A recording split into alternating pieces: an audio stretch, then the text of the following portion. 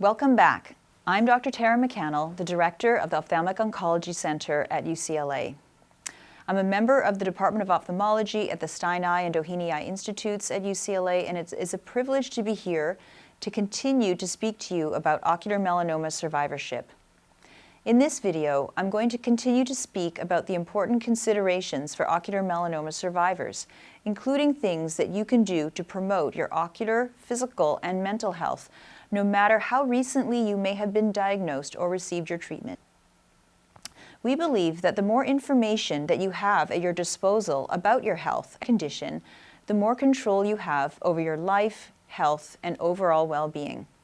We understand that the challenges that survivors of ocular melanoma face when it comes to their eye health, their physical health, and their mental health, there are things that we can do. I want to note from the very beginning of today's presentation that there is nothing you did or could have avoided to contract ocular melanoma. We know that there is no particular lifestyle or behavior that predisposes people to receiving a diagnosis of ocular melanoma. In addition, if the cancer does come back or spread to other parts of your body, it is not your fault, and it will not be something that you failed to do. That being said, at the Stein Eye Institute, we do feel that empowering patients to take health in their own hands and have as much information as possible helps you to feel in control of your health across your survivorship and is beneficial. In this video, we discuss ways in which we feel that your health can be increasingly under your control, despite uncertainty that is unfortunately inherent in a disease like this and its possible impact on your vision and health over your lifetime. I'd like to start by speaking about things that you can do to promote your eye health and reduce the risk of metastatic disease, meaning the cancer spreading to other parts of the body. If you are a patient who has been diagnosed with metastatic disease, the information I will share is also relevant for your eye health, physical health, and mental health. After the successful treatment of your ocular melanoma, the best way to protect the health of your eye and your eyesight, and the best way to potentially prevent or battle metastatic disease is to take care of your body and your physical health. A lot of patients I work with are surprised to hear me say this, but the health of your eyes can be very much affected by the health of the rest of your body. Therefore, in order to promote your ocular health, your vision, and your quality of life, it is important for you to keep your physical health in good shape. In particular, I recommend being sure to keep up to date on the treatment and managing of other chronic illnesses that you may have. For example, research shows that people with heart disease, or what we call cardiovascular disease, may be at a higher risk of developing certain types of eye problems, especially if the heart disease is not properly treated or managed. According to the American Academy of Ophthalmology, research shows that people who have heart disease have a higher chance or have a worsening type of prognosis if they have a disease such as macular degeneration compared to people who do not have heart disease. Therefore, taking care of your cardiovascular health can be one way to promote the health of your eyes as well as your vision over time. Furthermore, I believe that anything you do to promote your general physical health can only help your body in preventing or battling the possibility that you may develop metastatic disease. It is possible to have ocular melanoma spread to other parts of the body even if you do maintain good health and a healthy lifestyle. However, every little thing you do to promote your health is an added layer of protection against metastasis, in my experience and expert opinion. Another chronic illness that can negatively impact the eye is a condition called diabetes. People with type 1 or 2 diabetes are at an elevated risk of developing an eye problem called diabetic retinopathy, which can result in impaired vision and even eventual vision loss. The risk of developing diabetes and diabetic retinopathy, which is what happens in the eye, is higher for people who have diabetes that is not optimally managed, and if you have elevated blood sugar, fluctuating blood sugar, elevated blood pressure, and even cholesterol levels that are not optimal.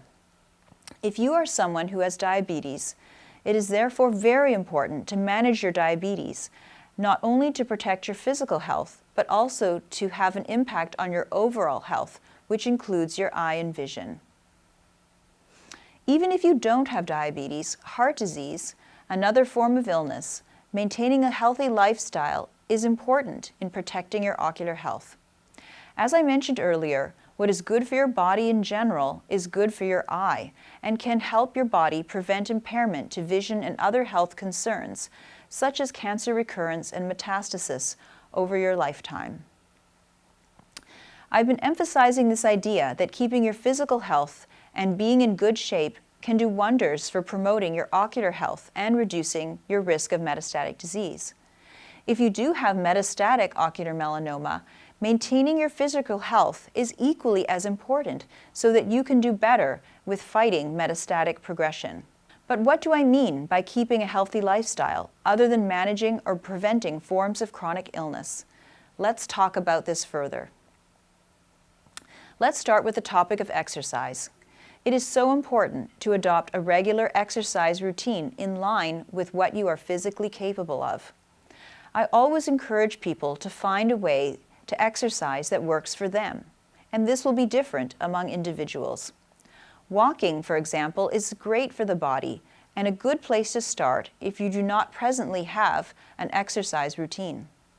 Going for daily brisk walks for 30 minutes or more can offer you important health benefits, such as decreasing your risk of chronic diseases such as heart disease, diabetes, and even cancer. That being said, I encourage you to find whatever form of exercise feels right for you and that you enjoy. Yoga and stretching can offer important health benefits, especially when they are practiced regularly. All forms of exercise also have important mental health benefits, as they are shown to improve mood and reduce stress in both the short term and the long term. Now let's talk about diet. You may have heard this advice from other doctors, but I will repeat it here as a means of highlighting how you can increasingly take control of your health, including your vision and your risk for metastasis, by changing some aspects of your daily life. Whatever you can do to eat healthier, as simple as it sounds, will promote each and every aspect of your health. Important considerations for a healthy diet include eating plant-based foods, such as vegetables, as well as reducing your intake of red meat, sugar, and processed foods. Maintaining a healthy diet has been shown to be specifically beneficial for the prevention of cancer, and if you'd like more information about recommended nutrition for cancer survivors, you can consult the Integrative Nutrition Team at the UCLA Mann Center for Integrative Oncology or other nutritional experts. I will talk more about the Mann Center later in today's video, but for now I'll mention that the center offers free resources to UCLA patients who received cancer treatment or follow-up care within the UCLA health system. As a Stein eye patient, you are automatically eligible to receive free resources from the Mann Center, including nutritional counseling. If you're interested in learning more about the ways that you can improve your diet and your nutritional health, I strongly encourage you to reach out to the Mann Center, your primary care physician, or other qualified nutritional specialist to whom you may have access. These pieces of advice, exercising and healthy eating, may sound general, conventional medical wisdom. However, they can truly make a difference in your ocular health, visual acuity, and longevity. And they are at the top of my list of suggestions that I give ocular melanoma survivors who ask me what they can do to protect their vision and help prevent the cancer from coming back or spreading. Another recommendation that I frequently make to people who are looking to improve their health is to take care of your mental health and stress levels. Mental health and reduced stress are important aspects of health in and of themselves, while also being directly related to your physical and ocular health as well. When we talk about cancer survivorship, we are not only talking about people staying alive, but we are also talking about people achieving a quality of life that feels acceptable and meaningful for them. Mental health and emotional well-being are crucial aspects of a person's quality of life. In the field of medicine, we are increasingly learning about the ways in which the mind and body influence one another. Mental health is vital for physical health and vice versa. As an oncologist, I am very familiar with not only the physical, but also the emotional stress that cancer, its treatment, the follow-up visits, and the recovery can place on an individual. Research has consistently shown that rates of anxiety and depression symptoms are higher in people diagnosed with cancer than in the general population, demonstrating the toll that one's physical health can have on their mental health. We also know that mental health can affect physical health too.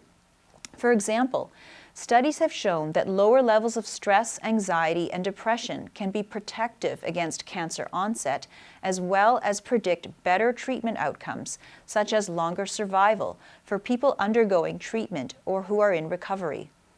On the other hand, research has also shown that high levels of depression and stress can increase one's risk for cancer progression. Therefore, addressing your mental health is not only important for your emotional well-being and quality of life, but it is also a crucial aspect of promoting and protecting your physical health as well. Furthermore, we know that mental health and stress levels have consequences with your eye health. Believe it or not, stress can actually cause blurred and disrupted vision. Stress has been shown to cause or be related to an eye condition called central serous retinopathy, or CSR for short, where fluid can accumulate in the macula and disturb your central vision. At times, the vision may be blurred for months, but often resolves on its own. Stress can cause the body to launch a number of physiological and immune responses, such as increased inflammation and cortisol, or stress hormone, within the body. These processes can help also weaken your overall physical and ocular health, potentially leaving you more vulnerable to other eye conditions and health conditions as well. Through our collaboration with the psychology department at UCLA, we have conducted several health psychology research projects with ocular melanoma patients here at the Stein Eye Institute. Many of these projects have specifically looked at factors that influence patients' mental health over time. This research has taught us important things that you can do to maintain or improve your mental health, well-being, and quality of life as an ocular melanoma survivor.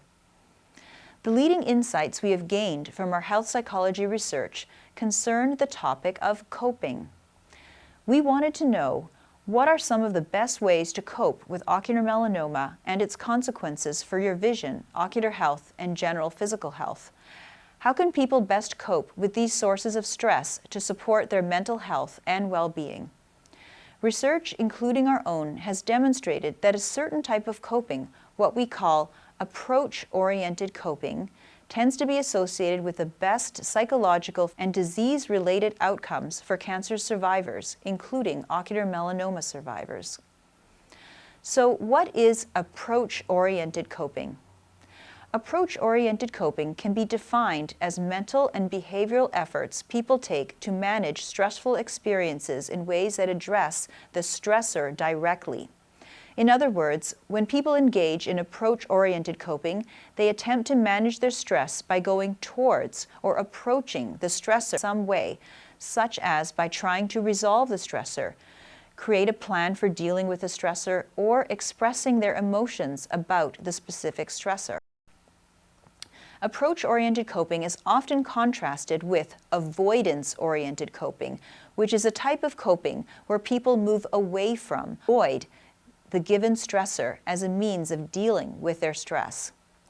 Avoidance-oriented coping includes things like denial of one's circumstances, withdrawing from their activities, as well as withdrawing from their own thoughts and emotions that the stressor causes. Things that make you check out from what you're going through or numbing your feelings.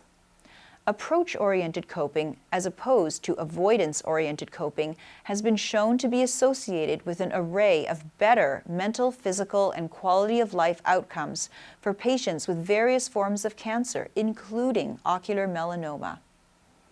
Let's talk a bit more in detail about what approach-oriented coping looks like. There are many different forms of approach-oriented coping involving different behaviors and mental processes. I will talk about what approach-oriented coping might look like, for example, in the context of coping with uveal melanoma or melanoma and aftermath across the course of survivorship. One form of approach-oriented coping is seeking social support from others to help manage stress or other difficult emotions. This could include, for example, talking to a friend, a partner, or family member about the difficulties you are facing in your experience with ocular melanoma. Seeking social support could also include participation in a support group for cancer survivors, whether that be in person or online. Further, seeking social support could include asking for help from your loved ones, such as asking for someone to drive you to and from medical appointments, or even attend them with you as a source of emotional and practical support. When patients bring loved ones to appointments with them, I often encourage the loved one to help the patient take notes, keep track of questions, or even record parts of our appointment on their smartphones while I talk to the patient and answer their questions. These are all just a few examples of the ways in which ocular melanoma survivors can cope with illness-related stress through seeking social support from loved ones. As I mentioned, this can include both emotional and practical support, relying on others to support you with your emotional experiences as well as helping you carry out important tasks in your daily life. Research shows that the more cancer survivors engage in this form of approach-oriented coping, the better they tend to fare with their mental health and adjustment to illness over time. Another example of approach-oriented coping includes something that the health psychology field refers to as benefit finding. Benefit finding refers to identifying positive life changes that have resulted from a challenging experience in your life, such as an illness like cancer. In the context of ocular melanoma survivorship, you could think of benefit finding as a practice of finding silver linings in your experience with cancer. For example, some common benefits people tend to report as a result of their experience with cancer diagnosis include a greater appreciation for life, recognizing their own strength and resilience, growing closer to family and friends, focusing more on improving their health, and reprioritizing values in life. When people practice benefit finding, they often experience something that we call meaning making, drawing a higher meaning in life from having gone through difficult experiences. While there are certainly aspects of your cancer experience that have been stressful and challenging, to say the least, research shows identifying benefits and meaning from your experience with cancer can offer you important mental health benefits, such as more positive moods and lower levels of depression and anxiety symptoms over time. Finally, another form of approach-oriented coping I wanted to cover today is emotional approach coping, which involves two core components of emotional processing and emotional expression. Health psychology research has shown that survivors of cancer and other chronic illnesses tend to have much better mental and physical health outcomes when they are able to engage in both emotional processing and emotional expression. Let's break these down a bit. First, we have emotional processing. As the name suggests, emotional processing involves processing your emotions. What does this mean? Taking time to sit with your internal experience and reflect on what you are feeling. Seeing if you can identify and understand the emotions you are feeling, be they positive, negative, or neutral. Emotional processing is different from ruminating or dwelling on negative emotions. Instead, it allows you to practice slowing down and allowing for space and time between the experience of an emotion and your mind's impulse to think and act in immediate response to the emotion. People practice emotional processing a number of different ways, but some people find it helpful to set aside time for themselves to process emotions, such as during mindfulness or meditation practice, talk therapy, or other activities that foster self-reflection, such as going for a walk. Research shows that people who engage in higher levels of emotional processing are able to achieve a sense of healthy distance from their emotions when they are heightened and negative, which we think helps to promote overall mental health and well-being and reduces stress levels. Next, we have emotional expression. As the name suggests, it involves expressing the emotions that you are feeling. There are a number of different ways to engage in emotional expression. It can involve expressing emotions to others, such as loved ones, members of a support group, or a mental health specialist or therapist. You can also engage in emotional expression by yourself. You can practice emotional expression with yourself in a variety of ways, whatever might work best for you. Some people enjoy journaling, blogging, or even talking out loud to themselves as a way of expressing their emotions. Emotional expression may be easier for some people than others, especially since certain backgrounds, cultures, and identities may hold different beliefs about the value of emotional expression, especially when it comes to sharing difficult emotions with others. This is one reason why it is important to identify a means of emotional expression that allows you to express your feelings in a way that is consistent with your values and comfort level. The reason I encourage you to find one way or another to practice emotional expression is because research has shown that it can be very important for mental health and well-being, especially in the context of a stressful experience such as cancer survivorship and the management of a chronic illness. Specifically, higher levels of coping through emotional expression have been shown to be associated with lower levels of depression symptoms in the context of cancer survivorship. On the other hand, emotional suppression, holding in our emotions, has been shown to be a risk factor for depression symptoms and other forms of distress. Thus, processing your emotions and finding an outlet through which you can express them are important and helpful ways of coping with stressful life experiences, including difficult challenges you may be facing as an ocular melanoma survivor. We have provided you with a lot of information in this video about ways in which you can take your ocular, physical, and mental health into your own hands to improve your health, longevity, and quality of life. We understand this may be a lot of information to process, and we want to leave you with other resources that you may wish to consult as you consider taking steps to improve your health in any of the domains we discussed in this video. While you have the power to take steps to improve your health, we want you to know that you are not alone.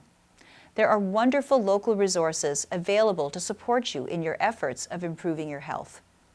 I will briefly summarize some of these resources now, but you can also reference them on the Mental Health Resource Information Sheet that will be provided to you after today's video. The first resource I want to direct you towards is mindfulness. Mindfulness is one type of meditation practice that you may find useful in reducing stress, improving mood, and helping you engage in emotional processing, a type of approach-oriented coping that I like to recommend mindfulness meditation to my patients as I have been impressed with the data and how it can help improve various aspects of mental and physical health. That I myself have experienced improvement with my overall health and wellness by incorporating some aspect of mindfulness in my life, and that is simply being aware of the present moment. Research has shown that people who engage in mindfulness and meditation show better immune function and lower levels of cortisol, one of our main stress hormones. In turn, this can really help to promote healing and health in your entire body. Research has also shown that people who practice mindfulness or meditation also tend to have longer telomeres, which are pieces of our DNA. In essence, longer telomeres are associated with better health and longer survival. How wonderful is that? That mindfulness and meditation can have such immense impact on our mental and physical health. If you are interested in resources for learning about and practicing mindfulness meditation, I encourage you to check out mobile apps on your phone, such as Headspace and Calm, which also offer free or low-cost guided mindfulness meditations and practice opportunities. One of the most important resources I have to offer in terms of supporting your mental health is the Mann Center for Integrative Oncology at the UCLA Medical Center. The Mann Center offers free resources to cancer survivors who receive treatment and/or follow-up care within the UCLA health system, meaning that you are eligible for their services. The Mann Center offers psychotherapy, psychiatry, nutrition, spiritual counseling and guidance, support groups, as well as workshops on important health topics such as improving sleep and reducing stress. Mann also offers free resources to your caregivers and loved ones, such as support groups and informational seminars. To access services at the Mann Center, you can reach an intake coordinator at the information listed on the Mental Health Resource Information Sheet or ask one of your UCLA doctors to help connect you to the center. Another great resource that I want to share with you is called Imerman Angels. This is a nonprofit organization that seeks to connect people who have been diagnosed with cancer to a peer mentor who has previously been diagnosed and treated with the same form of cancer. Once connected, peer mentors can offer their peer mentees information, support, and guidance as they navigate treatment, recovery, and survivorship moving forward. Many ocular melanoma patients at the Stein Eye Institute have been involved with this organization, both as peer mentors and as peer mentees. If you are interested in being connected with a peer mentee who is further along in their journey with ocular melanoma, you can contact Imerman Angels, and they will help match you with a peer mentor. On the other hand, if you are interested in being a peer mentor and offering support to people who are recently diagnosed with ocular melanoma, you can also contact the organization to register as a volunteer. Contact information is listed on the Mental Health Resource Information Sheet that you will receive shortly after this video. The last resource I want to discuss today is the Cancer Support Community. The Cancer Support Community is a professionally led international nonprofit network of cancer support. They are dedicated to ensuring that all people impacted by cancer feel empowered by knowledge, strengthened by action, and sustained by the community. Their website, cancersupportcommunity.org, is an incredible resource in and of itself, containing information resources for navigating all aspects of cancer survivorship, including resources for mental health, navigating insurance issues, and giving support to loved ones and caregivers. The Cancer Support Community also facilitates a large variety of support groups for people at all different stages of cancer survivorship, as well as their caregivers. That brings me to the end of the video. Thank you for watching our two-part video series. We hope this information has outlined important steps that you and your doctors can take to promote your ocular, physical, and mental health.